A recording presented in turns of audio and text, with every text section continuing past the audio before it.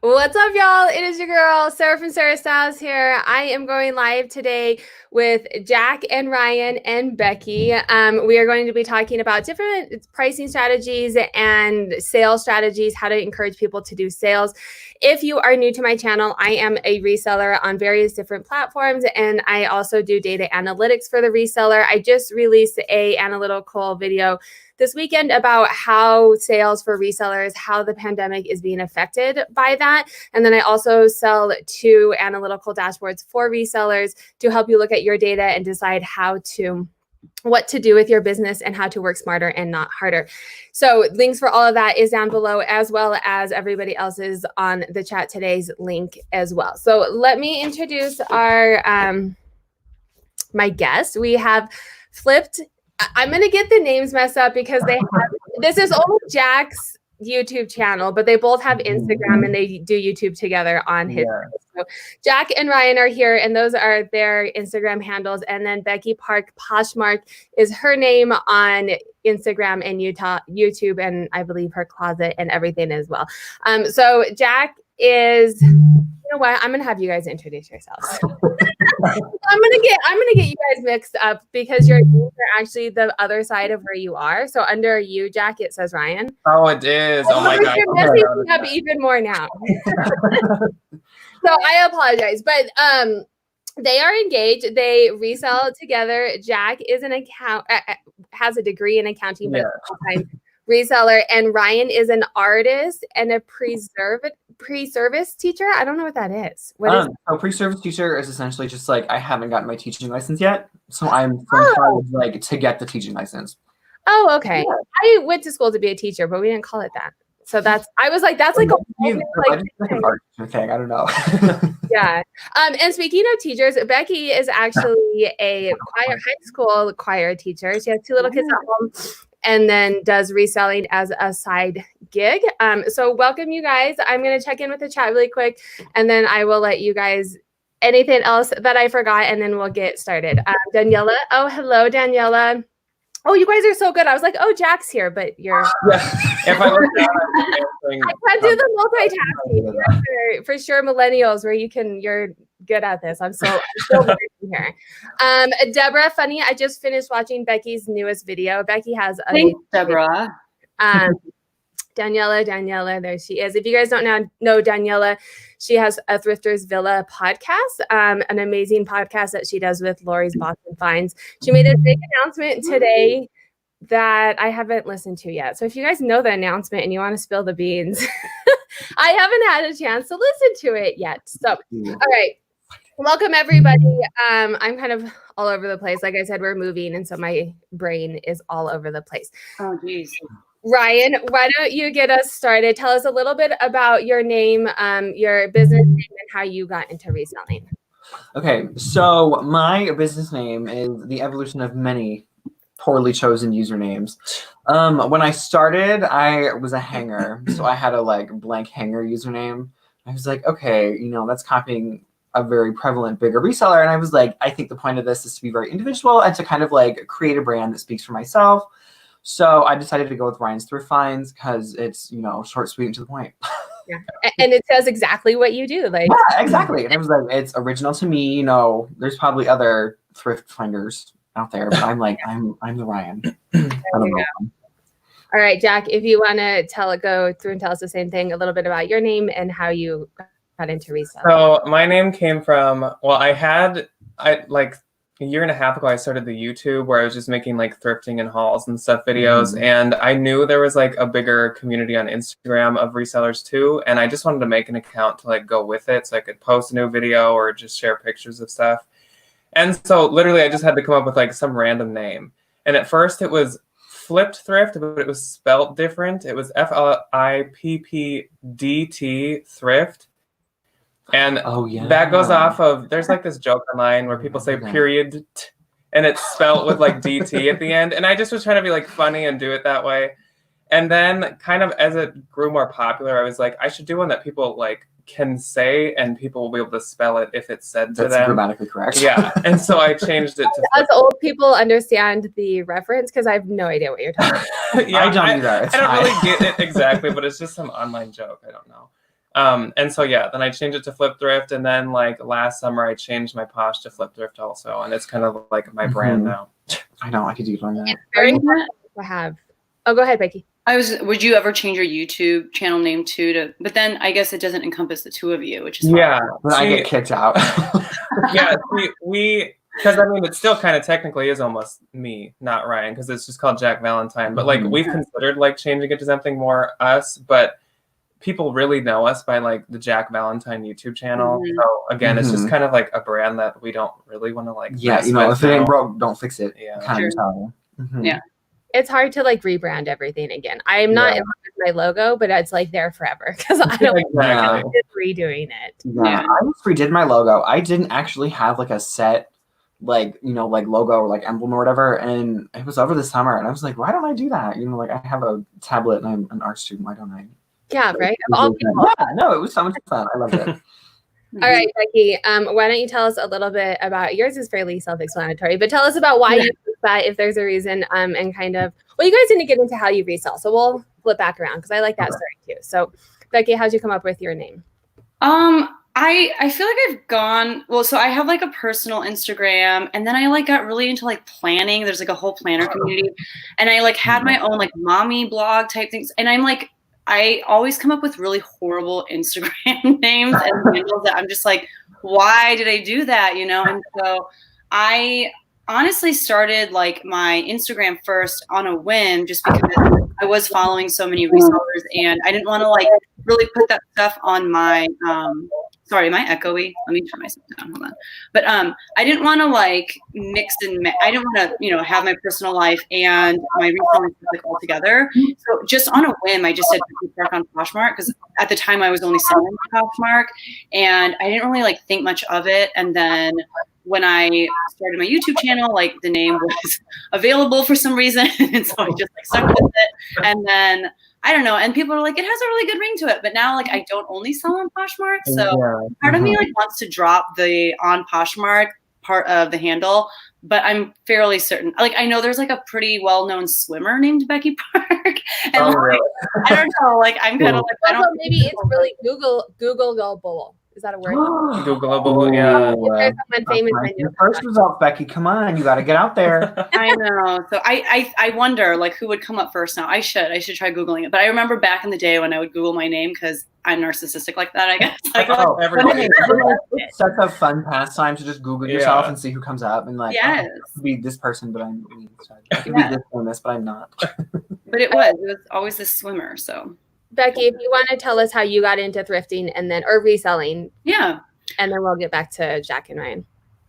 So I think I started like 3 years ago, and it was just because I had all this stuff that, you know, between my husband and I, we wanted to get rid of. And I had gone to Plato's before and they were going to give me like 45 cents for like brand new J. Crew pants or, you know, and I was just like, or they'd be like, your stuff is too mature for us. And I'm like, really? Yeah. Okay. But like, so I was like, you know, there has to be a better way. And I mean, we have taken stuff to Goodwill and stuff too, obviously, but I was like, this stuff is pretty good. Some of it was like new with tags. And so I literally just Googled like, what can I do with clothes online, especially to make money off of it. And Poshmark was probably one of the first things that came up. And so I just kind of tried it on a whim. And I think I listed like, I don't know, like 10 things maybe in a matter of like a few days. And then I sold a pair of my husband's Toms. That was like the first thing that sold.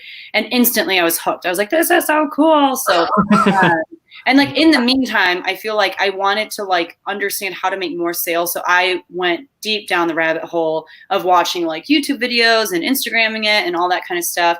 I think the first person I saw on YouTube was Leah Kirchinger or Leah. I don't know how you say her first name. Yeah, that was like the first person who I saw. And I was like, she does this for a living. Like, she like puts food on the table doing this. So I started there and then I haven't really looked back.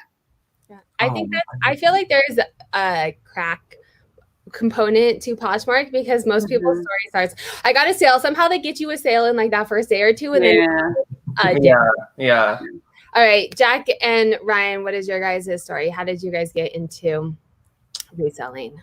Okay, so I am someone who has always liked upgrading my electronics. And so one day I was looking to buy a new upgraded iPad online. and I found one on eBay. And when I was looking, I noticed that like tons of iPads and stuff were like super, like the price was way like lower than they could have made. Like there's a big margin that could have, if I bought them, I could resell them and make more.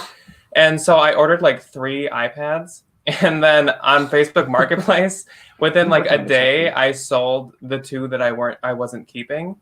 And I was like, oh my gosh, this is fun. And so I used that money to go buy more, and then I resold them. And I was like going through that, and Ryan was already on Posh. Mm-hmm.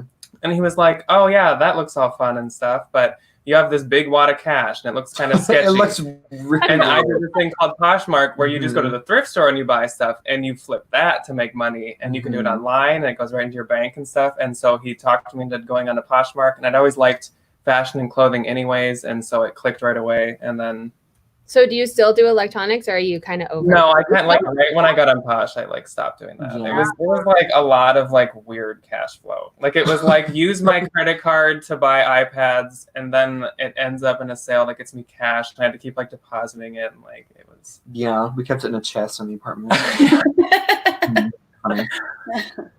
Wow. All right, Ryan, how did you get into it? Okay, so I started reselling when I was like technically I think 14 or 15. I worked at a Plato's Closet. I was a buyer. So I was like the teenager who like, you know, when you bring in your like clothes basket of stuff, I was like, hey, we can't take any of this because it's too mature, or there's like a thing on It was you. Yeah, that was me. You were giving me 45 cents for my. Other side of the counter Becky, for we Ryan. can't take any of this. And it got to a point when I was probably about like 16, I think. And I was like, hey, you know, I have this like massive, like just wealth of knowledge about like brands and condition and how to look for all this, that, and the other. So I was like, why don't I just do this for myself? And the store that I worked at in specific, I think at the end of every season, we had like the big like 90% off clearance. So I just rated, you know, everything. I remember Miss Me jeans I was like, oh my God, I'm going to make so much money on these.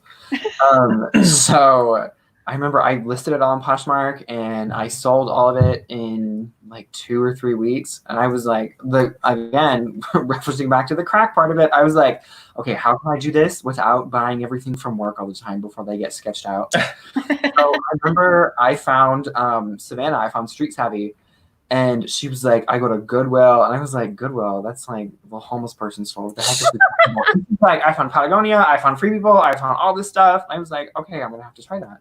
And I've been going to Goodwill ever since. But you guys have amazing Goodwills and like amazing bins. In Minnesota, I hooked him up with that. So I will like, say, in Minnesota, they're so good. In the part of Des Moines that I'm from, it's a little bit more, you know, affluent than the rest of Iowa. So it's like a definite step up, but it's definitely not as good as what we can up in the Twin Cities. Yeah, it's crazy. Mm-hmm. All right, Becky, did I ask you? Yeah. I don't remember. Okay. Mhm. I was the one that tried selling stuff to Ryan. Right. Yeah. It all came around. I'm sorry. No, you're fine. We're closing on a house in 5 days. It's chaos. I know. Sorry, it's okay. Yeah. Yeah, and kids at home and everything. Okay, so let's get into the topic on hand. I want to talk kind of about pricing strategies, how to encourage sales. This came up because Becky Park actually has an amazing closet clear out strategy. I have had multiple people reference it on my channel talking about it. So definitely check out her video on that, and we'll get into her strategy specifically. But I kind of want to talk about starting from the beginning. How do you find an item? How do you look up comps, and how do you price it? A lot of people have different strategies on that. So we'll kind of just go around in a circle, but we can chat back and forth as things come up. So if you guys, Ryan and Jack, want to start, if you find an item, how are you? Some people don't even look up comps. You look up comps, and then how do you decide how to price it?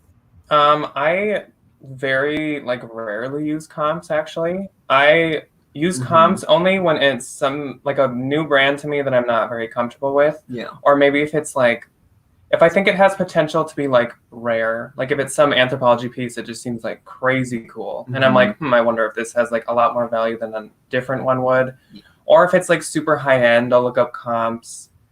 But yeah, for the most part, I'm like not a big comps user. I kind of have like a Rolodex of prices in my head of like normal anthro prices, normal Free People prices for my own closet. I kind of reference that back to my time at the Plato's Closet. So every like brand and every category in that brand had a specific price, and that's kind of like mentally just what I've kind of carried on in my business. So kind of like what Jack said, it's definitely like if it's a free people, like short sleeve, for example. If it's more interesting, it's a few bucks more. If it's kind of basic, it's a few bucks less off of like a general. I try to stick for that example like about $30. Yeah. For just like a free people short sleeve. But I feel like it's definitely like if I think something is like really interesting looking or if it's really cool, I'll definitely like Google it. But for the most part, it's kind of like I have like a general idea when I find it about what I would price it at. And I always feel like if you really rely on comps, you can find like Anthro selling for like $9. Yeah, you like definitely sold Anthro for like $9, and like I would never. You like, definitely I would never get into that rabbit hole of like Karen cleaning out her closet and selling all her stuff for nothing, and you're like, I found all this good stuff and it's worth nothing. Awesome. When like it's a lot. Well, and that's, I think, especially on Posh too, and as more people are reselling too, I think other platforms will get that way with people staying home now. But if you rely heavily on comps, but this is someone who's not sharing their closet all the time, or they're not doing this full time, or they're not the best picture. Like, yeah, it's definitely not like as a professional setup as somebody who like does this for a living. Yeah. Kind of thing. Mm-hmm. Right. Becky, what's your take on comps? What do you do? I think like generally speaking, it kind of sounds like Jack and Ryan, like they come across certain things like pretty often. And I think it's the same for me. I mean, it's like a step down or two for me because it's like much more like, it's like a lot of Banana Republic Banana Me too. it's good. But, because I find these things pretty often, or like I get a lot of stuff for free from people in my life. But again, like everyone's kind of shopping at the same kind of places because that's what's available to us here. And so I have a general idea for most things. And, I kind of categorize them like, okay, these are men's like chinos, and it's, one of these three brands, it's probably safe to price it here, and I can kind of expect this. And I think I definitely am someone who prices maybe like a little bit on the higher end for some things. And I'm like, okay, waiting for the right buyer. And I'm also okay, like, taking offers and stuff, because I feel like too, most people are not going to pay you full price. Even if you have it priced really reasonably, they're still going to try to like offer you something rather than buy it at the price because they see that offer button. So I definitely do tend to price a little bit higher than what I'm expecting to get for it. But, I will run comps on things when, just like what Jack and Ryan said, like if I don't know something that well, or if I'm not very familiar with it. And like, I still get really excited when I find Anthropologie just because we don't find it a lot here. So like every Anthropologie. I cannot move Anthropologie to save my life. I like have given up on it. I'm like the only reseller who doesn't like Anthropologie. It's like my favorite brand. The only two brands I sell the most are Anthropologie and Free People. Yeah, Ryan's like all the time. Those are the two I don't like. I don't use stock photos though, and I think that might kill me because my photos compared to everyone else's photos who are using stock photos, I think it makes mine come down a little bit. That's not what we're talking about here, but I think every reseller you talk to is like Anthropologie, and I'm like, it's not really that for me. But something different works for everybody else. I'm gonna ask people in the chat as well, what do you guys do for comps? Because not everybody has as much knowledge and experience as Jack and Ryan and Becky. I've only been reselling about 1.5 years, so I'm slowly starting to get more reselling knowledge. I did upcycle before, so I have other types of knowledge. But as far as brand knowledge, I still look up comps. Also, too, to just gut check me, because sometimes I feel like the comps are going down a little bit, like things a year ago are worth less than they are now. So kind of just to keep an eye on what the market's doing, even if it's a brand I'm familiar with, especially like if it's something that's been sitting for a while, I'm like, okay, what's going on here? Like, So Michelle is asking, do you ever use a percentage by what the retail price is? Meaning, 40% off of the retail price. That's actually interesting. I just brought this up to Ryan like a week or two ago. I was looking just at kind of some of my solds and what I list stuff at, and it seems like I usually actually price things almost half of retail and then end up selling them for like a fourth to a third of retail, almost like across the board. No, that's like pretty it's like consistent always with me like that. too. Yeah. But I think there are some exceptions to that. Like some brands are really expensive retail, and they just will not. You can't really resell it for that much. So like, stuff like BCBG Max Azria or like that stuff is so expensive retail. I know. It's like ridiculous. Yeah, but you have to sell it for like $12. Yeah. Oh yeah. Like, I Yeah. actually sell some of their dresses for a lot, like $60 to $90. I have seen there are some people Yeah. who can. I Mhm. can't. But I like, have one. You can sell Anthropology. I can sell BCBG. yeah, Exactly. yeah, it's hard. So, And but yeah, I think a lot of the time you can, like you said, like it almost does kind of seem like it is a certain percentage off of retail, but you just have to kind of know too. Like I think some brands you can get away with pricing way higher though, than even 50%. There's some you can even sell like near retail. Like Mhm. Lulu's dresses used to be like that. It's Oh, not I anymore. But wish. like when like a year ago, you could sell them for about retail. Yeah, I know Gymshark. If you can find the Yeah. trendier stuff, you can sell that next to retail, if not more. Wait, say the brand again. Gymshark. Oh, okay. Yeah. Yeah, this little like shark dude. I know. I just recently listed today.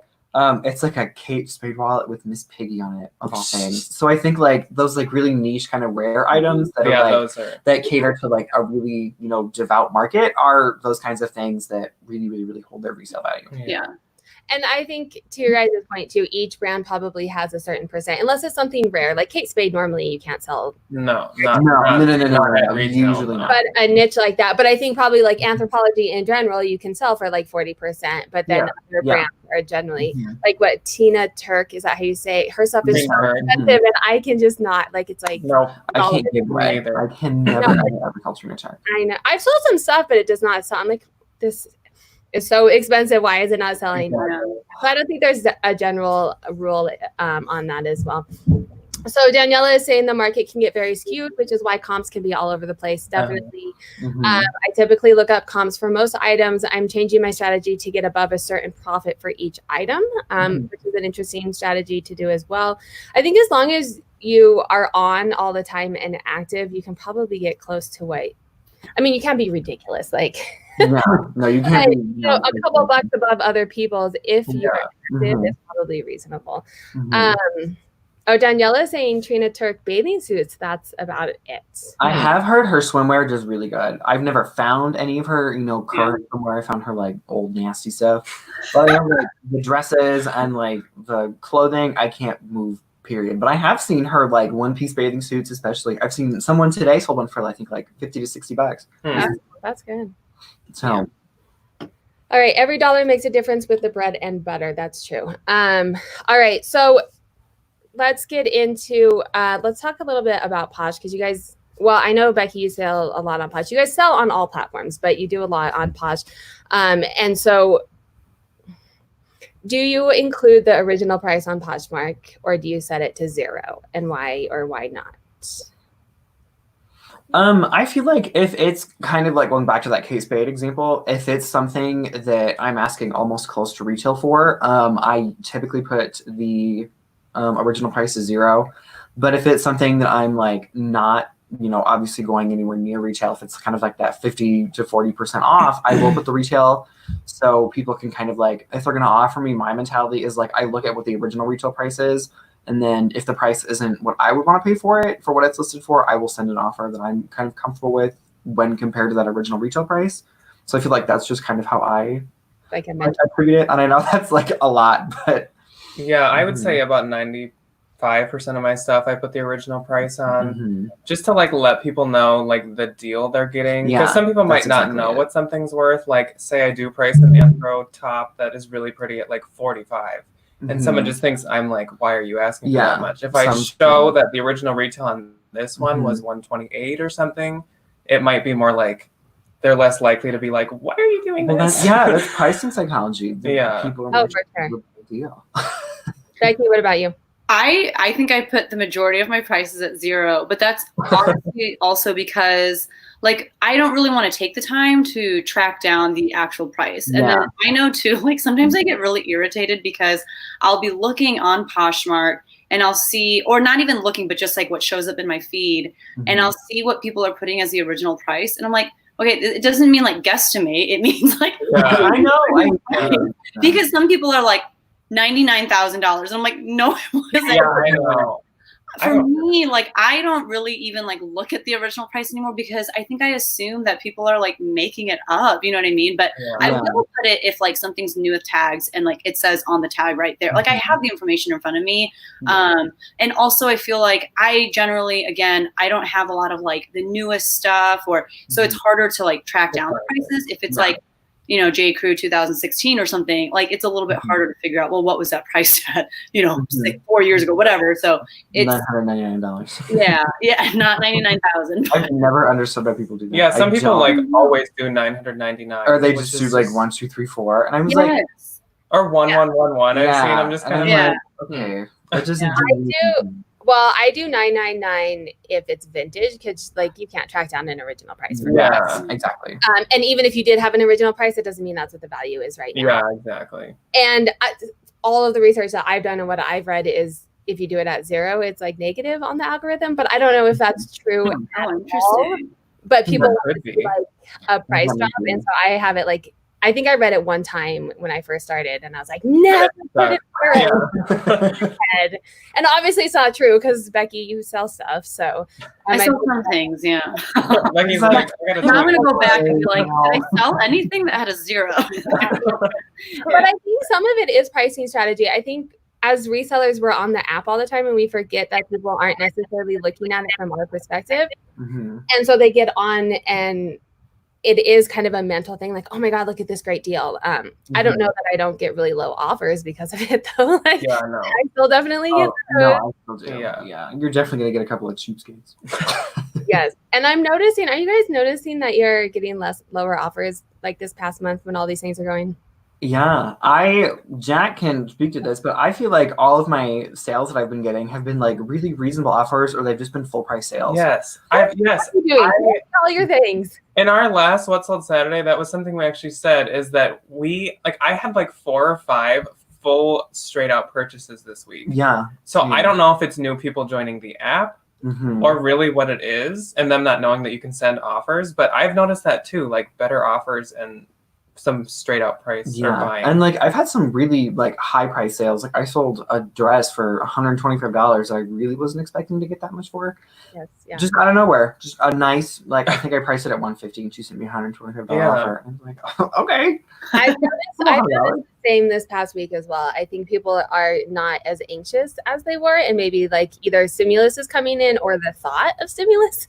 Yeah, I definitely had like $120 per sell full price, and I was like, whoa, I would have taken like 75 for that. Yeah, I know. Cool. Thank you. Becky, what are you noticing?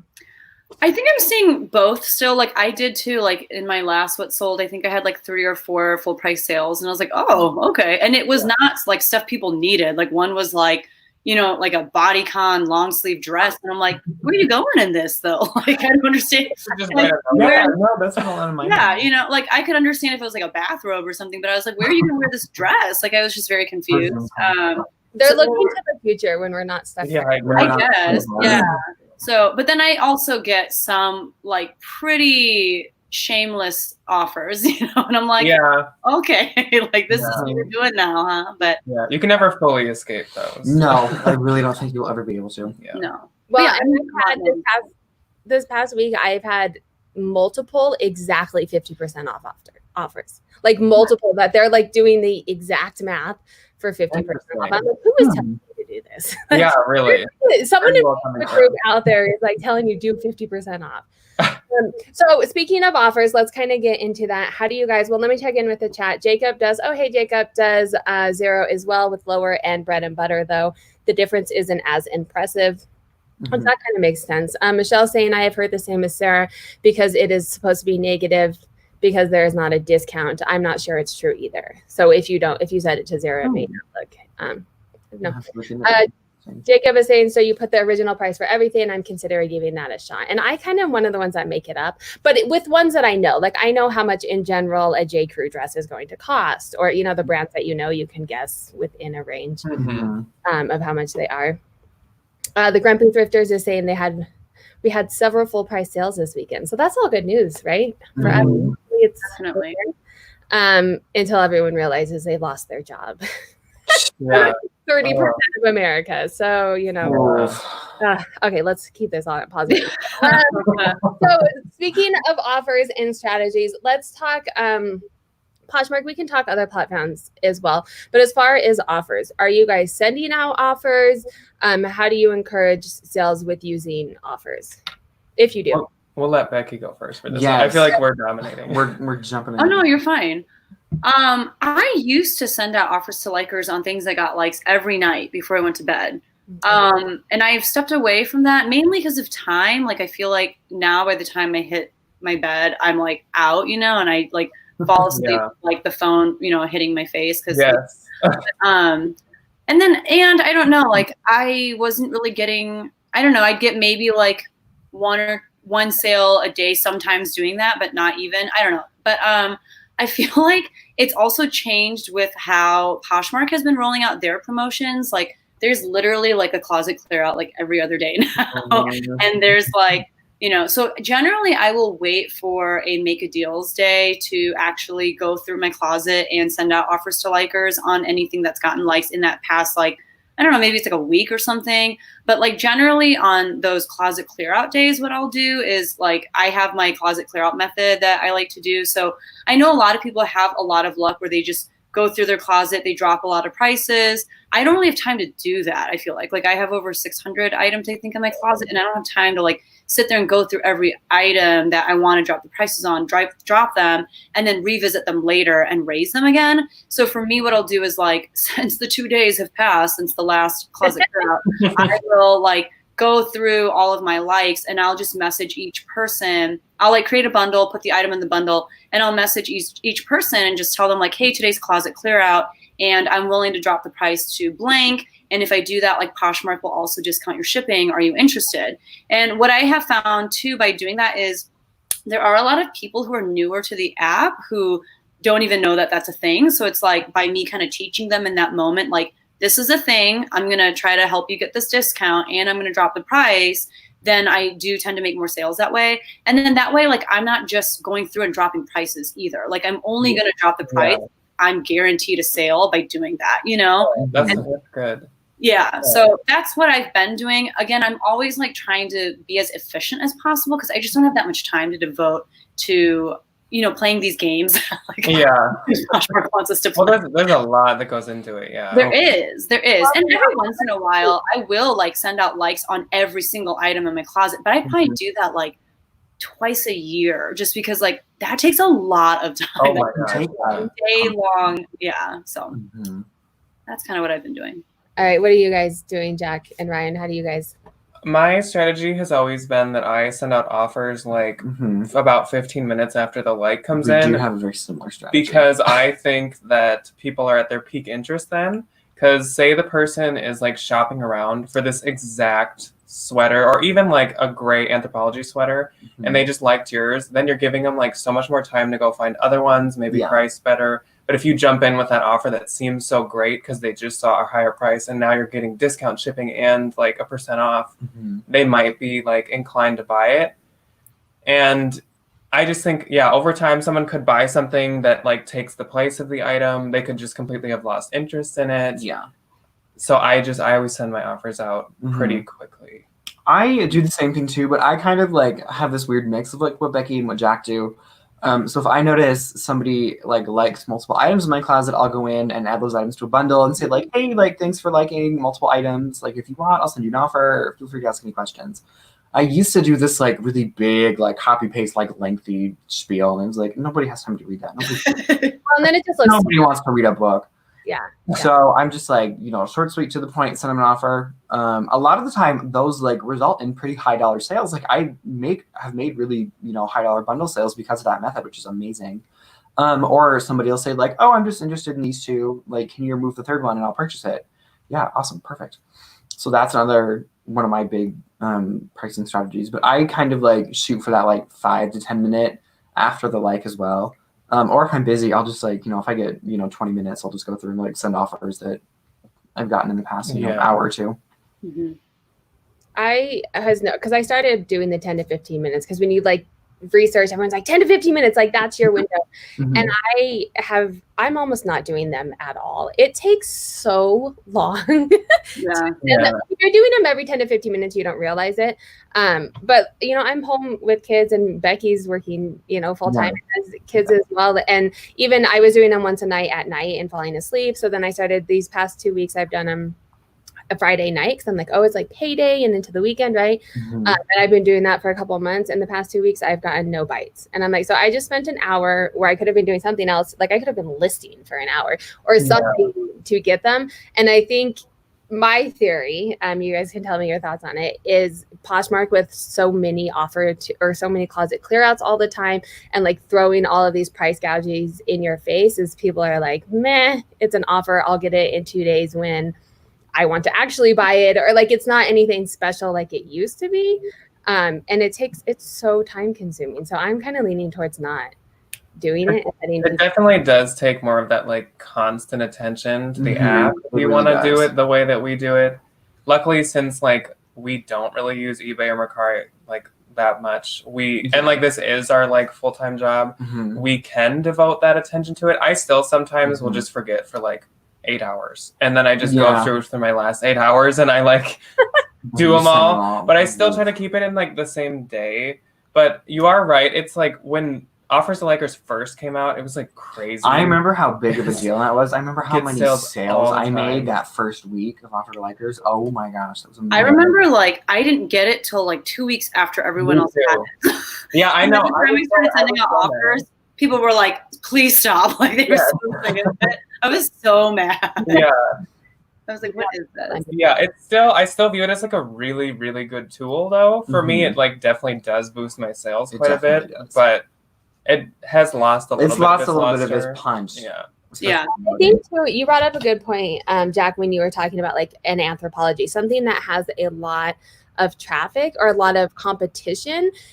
Probably doing that impulsive buy is going to be higher, where a lot of my items are like higher priced, like I'm going to say rare, but not necessarily like Anthro that you can find.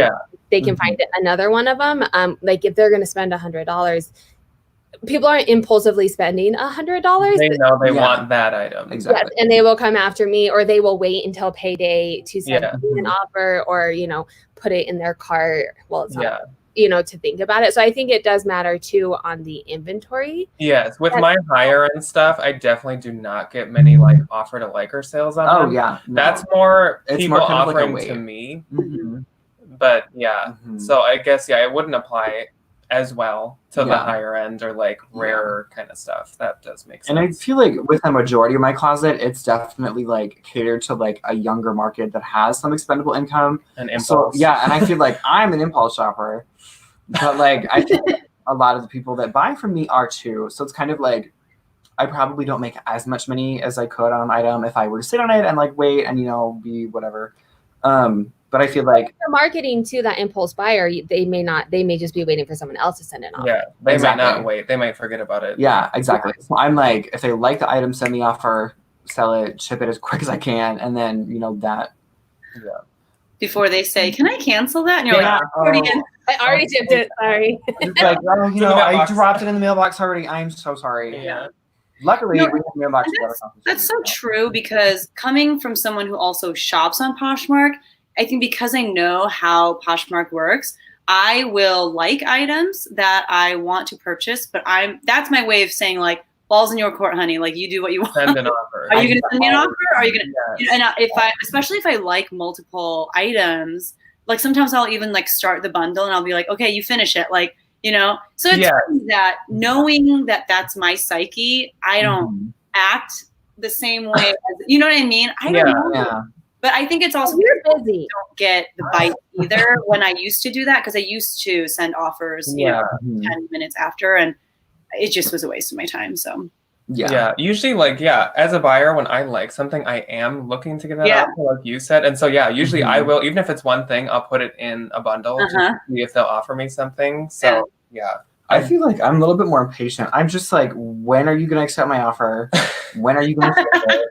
when am I gonna get my stuff? I did that like a few days ago. I found some closet that had a bunch of cute stuff in it, and I added it all to a bundle, and then set on an offer. And I was like, okay, when are you gonna ship it?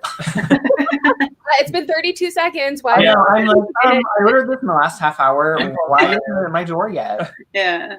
It's funny that you say that, Becky, because I shop the opposite of it, where I like think about things like really, like I will heart it and then I will think about it and then I'll go to buy it and then stop and go think about it again. And so like people sending me offers I completely ignore, and I send an offer for what I'm willing to pay when I'm willing to pay. Oh, interesting. So I don't even pay attention, but I don't think I'm the norm. I wish I had that much willpower. Usually when I'm looking at stuff to buy, I like only look at things that are like already an insanely good deal. Yeah, and so then when I like them, I too. do want that offer right away, because like I already know it's a really good deal and I get nervous like Somebody if I else don't is gonna get buy this, it. like someone's gonna take it out from under me probably within like 24, 48 hours. So like I usually do want that offer. But See, and I don't shop a whole lot, so I can say. And most of the time it's like kids stuff that I'm like, okay, well, there's like a gazillion Gap pants out there for a size 3T. Right? Okay. Yeah. Although I am starting, we can talk about this a little bit. I am starting to look at sourcing online since we can't be out going places. So I've started looking at sourcing on Poshmark, and I'm the person that I complain about because I lowball. I'm like, well, I want this price. I know. I feel bad. I've got a lowball or two in my day, and I'm kind of ashamed to admit it. I get scared to lowball because I'm scared that they're gonna like come after me like on Instagram or I didn't even if you're a little boy one day, just lowball somebody with a bigger following and be like, Becky Park lowball. Of attention. And like I don't know like who watches my channel or who I don't know, and that's why like I can't like I know like someone will screenshot that junk and like plaster it all over. I need to create a secret Poshmark account. Yeah, really. I'm literally just thinking I'm gonna use my husband's account. Oh yeah. I need to be like 1, 2, 3, 4 ABC. You know what I mean? I know. I need to make like a burner Poshmark account. Yeah. Well, I'm glad you said that, Becky, because I'm not as big as you guys yet, so I don't like think that way yet, and so I need to be cognizant of that and not have lasted. But so here's the thing: I lowball because it happens with me too. I lowball, and if they accept it because they just want to get out of the closet, then we're both happy. And if they come back with a reasonable offer, half the time I'll do that as well. But if I can get a better deal, like, and it's I won't lowball. You can tell like resellers closets, and you can tell someone who's like taking a picture from like I would never reball or lowball, like you could tell it was a legit. Yeah, that's true too. Yeah, I definitely. I'm much more cautious when it's like clearly someone that knows like what they're doing and how much their items are worth. Yeah. But this was a funny story. I remember one time this lady had, it was like some free people stuff. Like this was like back in the day, and I bundled them together and sent out like a $5 offer, and she for the entire bundle. Yeah, it was just like, it was like 2 things. It really wasn't like that much, but I was like, okay, like we'll see what happens. And she messaged me on my personal Instagram. I have no idea how she followed me. We must have like lived in the same city. And she was like, hey, like I'll sell them to you like in person, or like I'll like send you like a PayPal invoice for them. So like, so you know, if you got a big following, you could be like, add them to a bundle and then be like, hey, follow me on Instagram. Hi, I'm Becky. Could be like, let's work out. So awkward. It was so uncomfortable. I was like, like, have you subscribed yet? No, I don't know. No, and that's why, like, I think that's why I do just like the item, because sometimes people will send you such a lower offer than what you're expecting. Yeah, you know. So I mean, that's kind of what they teach you about garage selling too, right? It's like instead of like naming your price, it's kind of like, what were you thinking? You know? Exactly. That's the game I play, but yeah, I don't know. And I'm just kind of a wimp in that sense too. I think my husband is a lot like you, Sarah. Like he's like, say $4, and I'm like, what is wrong with you? I love that. Yeah, he is like out to get the best deal. He's like will research everything, but like I am just too scared. I'm well, and I think me and my husband are the opposite, because he's like, I'm not going to send an offer. Like, I'm just going to buy it. And I was like, what? No. Yeah. Never buy anything. Yeah, exactly. Yeah. So then he sends an offer, and I'm like, that's not even a legit offer. Yeah. But let's check in with the chat. I get so in our conversation. Let's check in with the chat. Oh, Amber Resell is here. If you guys don't watch her channel, she is absolutely amazing. She has a background in math as well, so that's probably why I like her. She's very cool. She just did a video about 4 things Poshmark could improve. It was very well done and very thought provoking, and very tasteful. It wasn't like let's see. Michelle says, I wonder how many people have secret Posh accounts. I'm kind of thinking about buying for my husband's now, so people don't know. You guys brought up some valid points. Jacob says, well, I think it helps when a content creator just says in their videos, I do lowball because it still gets varied opinions, but you can't say they didn't admit it first. Yeah. I lowball, but I'm going to like think twice about it now because of you guys. I don't want people to come after me. Miscellaneous low balls as well, not super low, but I think about what I'm willing to pay for it, and then I get a little bit lower than that. Then if they accept, awesome, or counter in the middle, that works too.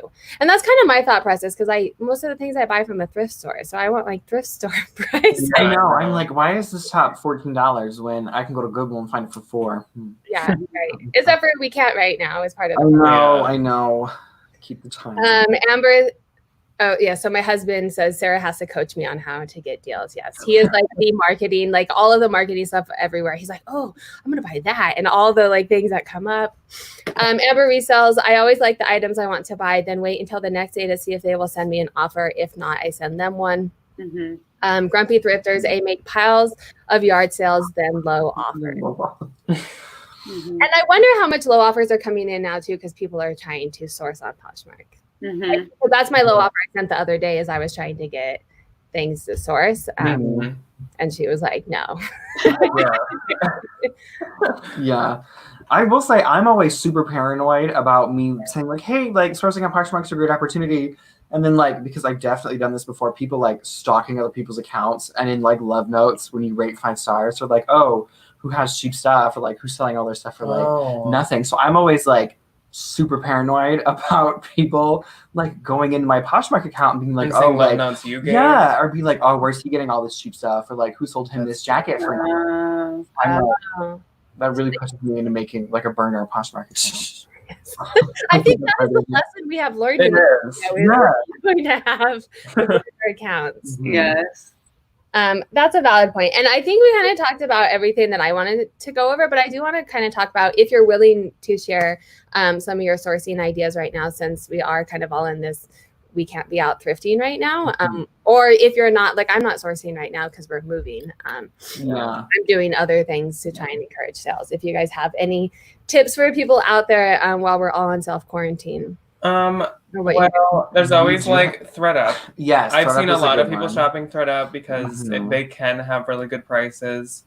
I've seen, well, you can do Poshmark, obviously. Yes. It's good to kind of look at just in because you can find like the new good people listings people like, haven't snatched up yet. I will say, we just posted a video earlier last week about tips to source on Poshmark. Yeah. And the just in, so like obviously take out your size in the filter and then do the just in. So you get like the full range of what's coming in the brands that you're trying to look for. I would say is your like, always making a bundle is a really good way to do it too, because you save that $7 shipping. Or you can kind of like break it up. Like I don't really source unless it's a bundle from Posh, unless obviously it was something really expensive or nice. But or else in the shipping, which I don't think everyone considers. Like you still have to pay the shipping. Oh yeah, now your cost of good. If you're sourcing online, shipping is your cost. I just saw that today. Somebody said her biggest tip was like look at shipping, especially with like liquidation lots. I know those are like super popular right now. I was just like doing some like deep diving into some of them, and like some of the shipping on those like bigger bundles is like $40 to $50. So it definitely, when you look at it over all of the items that you're getting, it definitely adds to your cost of goods. Yeah. So just like be mindful. Be cautious. Becky, what are you doing? You're working full time too now, right? Are you working? I'm remotely. Which, I mean, it's a lot less work than, what I was doing earlier. I don't have like rehearsals and stuff like that. But I mean, I have a lot of stuff at home. I have, stuff from my death pile. I also have like all of my kids' clothes that, they've outgrown. And so I'm definitely not in a position of like being short on inventory. But I also still have a lot of friends in the area who, they have all this time on their hands. So they are cleaning out their closets and they're reaching out to me saying like, hey, like, do you want this stuff? I'm like trying to offer them money for, because I like feel bad. I mean, I'm not really cut out to be like nice. cutthroat business person, but Me too. I'm actually like that too. yeah, like I'm I just get that. I don't know. And so, and then like in some of them too, it's like, especially if I know they're kind of like struggling, I'll be like, okay, well, I'll like, Yeah. Definitely. yeah. So, but I had like yesterday, I had a friend who dropped off like 2 bags of stuff, and it was like good stuff. Like it was men's stuff. I like selling men's stuff a lot. And he had like Patagonia, he had like Cole Haan shoes, and I was like, okay, like I can work with this. And then I feel like too, and I think part of it is because I like put myself out there on Instagram and stuff, but I have gotten people that reach out to me and they're like, hey, like I'm quitting Poshmark and I'm going to get rid of my closet. Like, do you want to buy it from me? And I can't tell you like how many times I've gotten messages like that.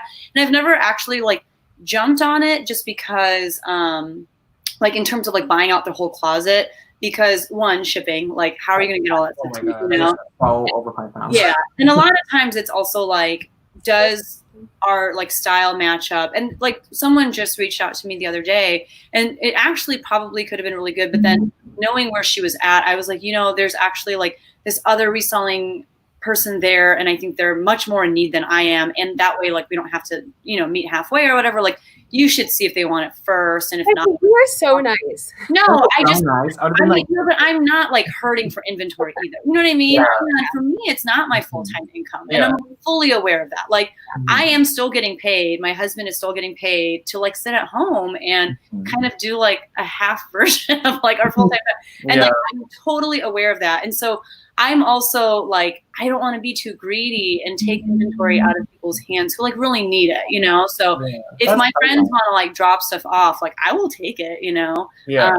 But that's, if you really pay attention, even on like Instagram and stuff, and I bet there are like certain hashtags you could look at too, but just see even like who is out of the game, but has a bunch of stuff built up. I did make one purchase on Posh because someone reached out to me and was like, I'm liquidating my closet. You want to look through and see if you want anything. And I just kind of put a few stuff, put a few things in a bundle and was like, what would you offer me? And it was an amazing offer. So I bought it all. And then I'm keeping like 2/3 of it because it fits me.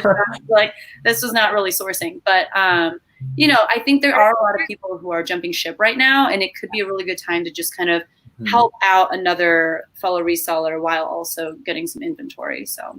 Yeah. Well, and I think people are jumping ship, but there's also a lot of people who have a lot of inventory and death piles. Yeah. And I've seen so many. And if you're in the chat or if you guys are doing this, definitely leave your closet names down so people can sell. But I've seen a lot of like reseller boxes where they're selling inventory as well, just to get rid of stuff. After Resell says, I've gotten a couple good deals on buying out people's inventory, but I've definitely learned sometimes when people say I'll sell them super cheap, they mean $2 an item and others mean $12 an item. Yeah. Definitely. And I've noticed that too. Yeah.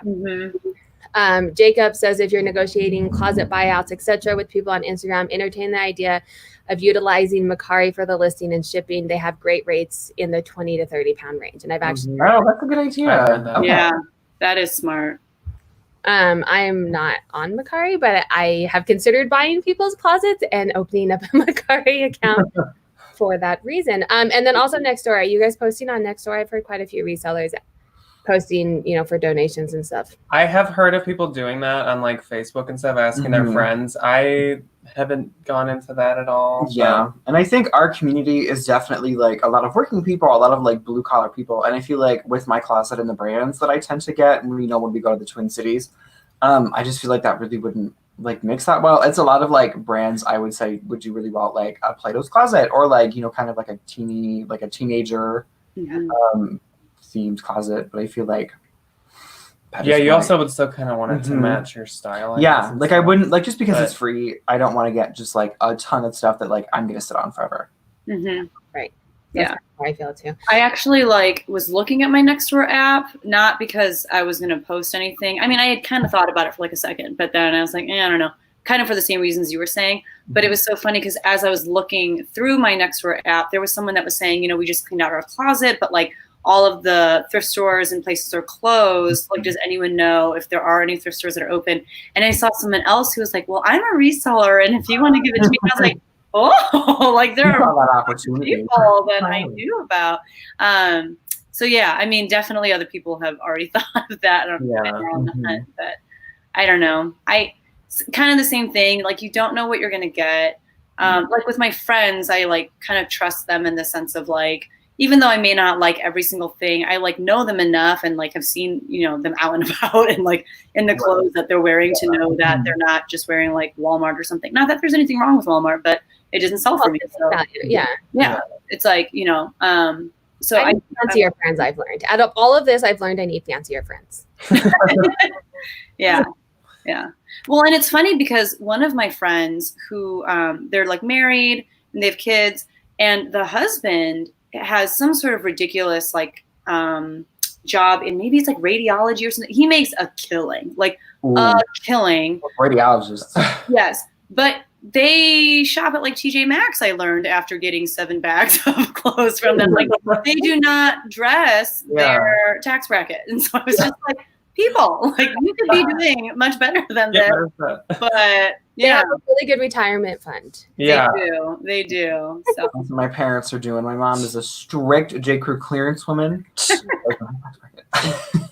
My grandpa was very well off, like self-made well off and stuff, and you would never know it. He drove like a Honda, and he was like, you should never know if you're rich. Like, and he would pay for things in cash, so like you knew he was rich that way.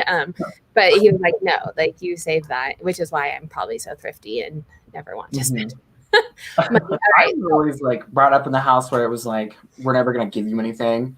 My parents were like, we'll give you a college education, a house, and some food. Once you hit like 14, you get a job, you start working. If you want to buy any of this like extra crap that we're not gonna pay for, like that's on you. Well, you got a college education. That's more than I got. I was like, really. You know what? I would take that any day. The amount of debt that I have for mine. Yep. I was like, you know what, Mom and Dad, I will very, very, very gladly accept that teaching degree over like some like stupid clothes at the mall that I'm gonna grow out of in 2 years. Yes. See, I won't. Awesome. Yeah. All right. I am going to wrap it up for the sake of time, and I can hear my kids upstairs as well. They're ready for bed, and I told them we can watch a show before bed. So my daughter is 5 and she wants to be a baker, so we're watching like a show. It's like, Mom, I could win $10,000. I'm like, yeah, you're 5. But in 5 years, they accept you. I mean, if right now, maybe. Yeah. And I'll taste test all of it until then. Yeah, really. Love that. Thank you guys so much for coming on. I'm gonna leave the chat open up just for a second. If everybody on here wants to drop their closet names, shameless self-promotion as well. If you have sales going on, if you have a YouTube channel you're starting, if you're starting, I mean, keep it to reselling. Don't tell us about like things not related, but definitely go ahead in the chat and leave all of your stuff out there as people watch us on the recording, and then even people here as well. They can scroll through.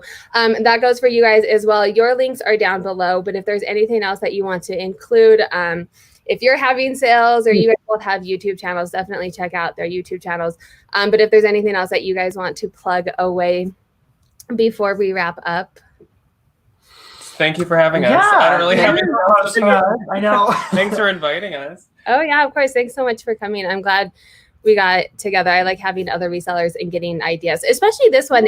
There's not one way that works for everybody. We all kind of do something differently. So I think it was a really good conversation to have. I'm going to go start my burner account. So I know. I'm trying to think of my like, ABC 75.